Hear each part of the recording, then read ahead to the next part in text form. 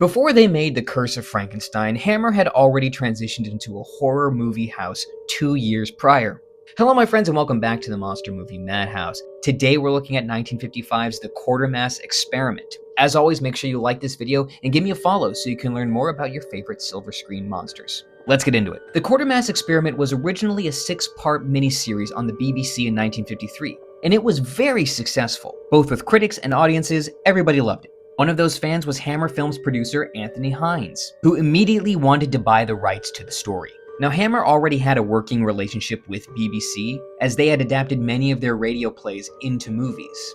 Now, despite that, the BBC was a little hesitant to let Hammer develop a movie of the Quatermass Experiment. But they eventually sold the rights to Hammer for £500.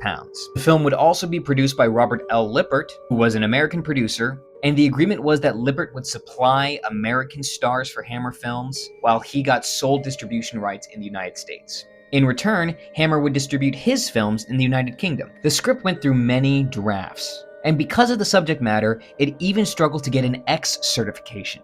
The film would star Irish-American actor Brian Donlevy, who specialized in He-Man roles. No, not that He-Man. Margia Dean, Jack Warner, and Richard Wordsworth also star in the film. And Wordsworth's performance would be compared to Boris Karloff in Frankenstein. And it was up to makeup artist Phil Leakey to design the mutation for Wordsworth. The movie did receive an X certificate, which means nobody under the age of 16 could see the movie. And in order to capitalize on this rating, Hammer Films dropped the E from experiment and make the X super large on the poster. The film was released in August of 1955 and received pretty good reviews. Director Val Guest was praised for his direction, Brian Donlevy got some praise for his performance, and like I said, Richard Wordsworth was compared to Boris Karloff. It was also a box office hit, which Hammer desperately needed, and gave them a chance to become the horror house we all know and love today.